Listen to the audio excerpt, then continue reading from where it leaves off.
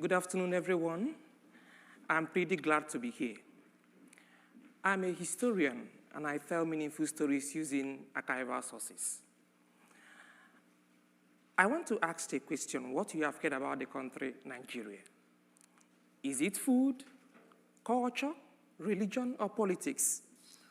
Whatever you have heard about the country Nigeria might possibly be true about the country. I grew up in a city, Onitsha, a British settlement area in Nigeria. At the age of 4, I started attending All Saints Cathedral Church, a Gothic architecture filled with only English services. There is no other form of native language. I was not exposed to the intricacies of what Africans did to the church. The Igbo language for that church simply dialects Oka in the Ocha white man's church because it's strictly for those who can understand English. There was a little narrative or nothing about what the Africans did in that church.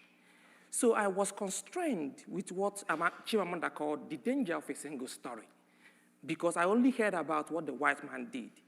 It's on this premise that I want to talk about what is a church built for. Gothic architecture and British imperialism in eastern Nigeria, 1857 to 1960. The word Gothic came from the German word Gothus during the German defeat of Roman 300 to 400 AD.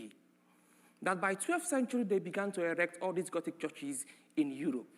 1857 is significant to Nigeria because it's the Niger expedition. And by 1960, Nigeria had their independence. So as we think through the contents of the talk, is to display the interplay between Gothic architecture, the role of British, the Church of England, and African role in the church, which have been silent in historical scholarship. Just a little bit clarification on where Eastern Nigeria is. Africa is a continent with 54 countries, and Nigeria is in western part of Africa. Also, the eastern part of Nigeria, during this sort of period, is called Eastern Nigeria at the east coast of Nigeria. So, but one interesting thing about this African continent is that they are conscious about polytheism. They are conscious about their belief system, culture, and religious belief. Just a little big step back forward, that by 1804, with the end of transatlantic slave trade, Church of England began to champion what the historians call the 3 C's of commercialization, civilization, and Christianization of Africa.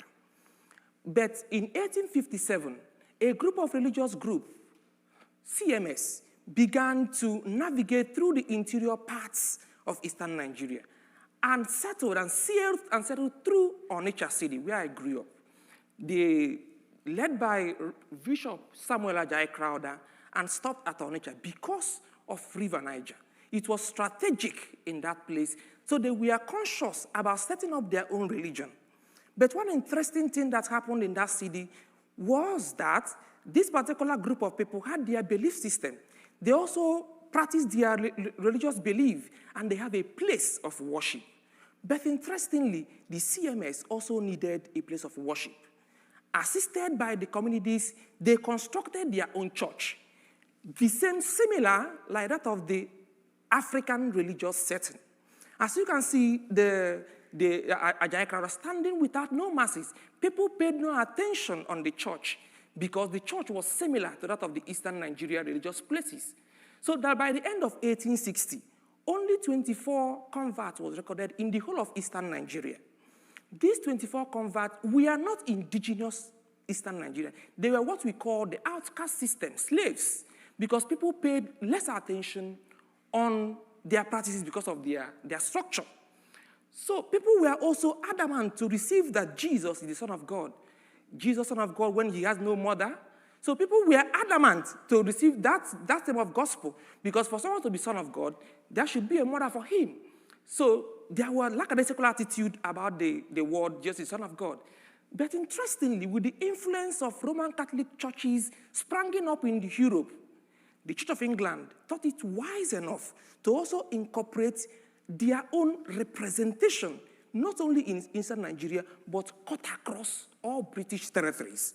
that by 1870, the Church of England Ecclesiastical Society advocated for early English and Gothic decorates to represent English identity in all the British colonies as a structure that should talk about who we are in that particular society.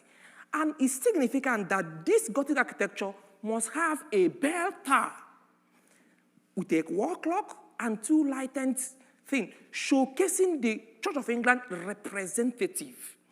A Gothic church is an aspect of bringing holistically the English identity in all British South Africa. But one interesting thing is that as they were building these churches, Africans were recruited.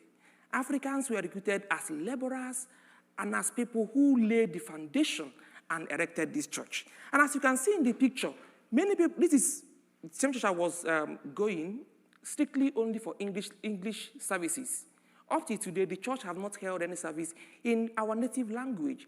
And people are marching to see the white angel we are seeing there to pray for Thanksgiving. And everything about that church is all about white. And people are all marching, including Mathias, all marching also to speak English in the church.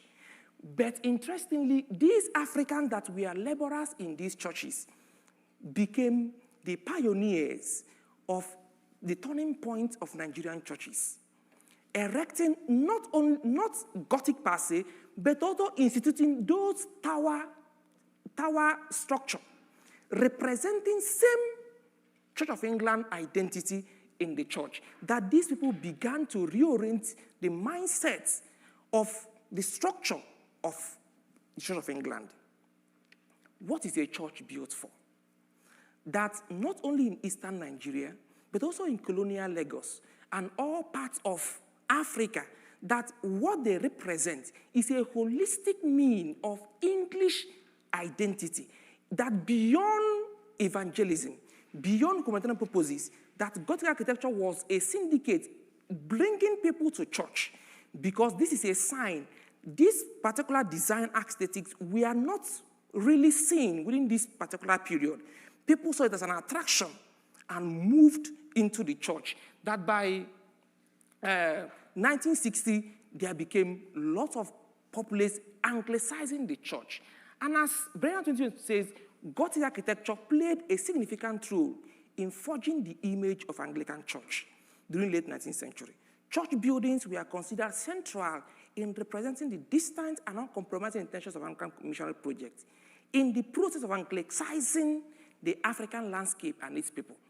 That beyond religion, beyond evangelism, beyond humanitarian purposes, Gothic architecture was a syndicate attracting African people into the church. And as I started my discussion, and I summarized by Chimamanda's also the danger of a single story, that when we realize the danger of a single story, when we reject that there is no place without the atom of a holistic story, we will build a kind of paradise. Thank you.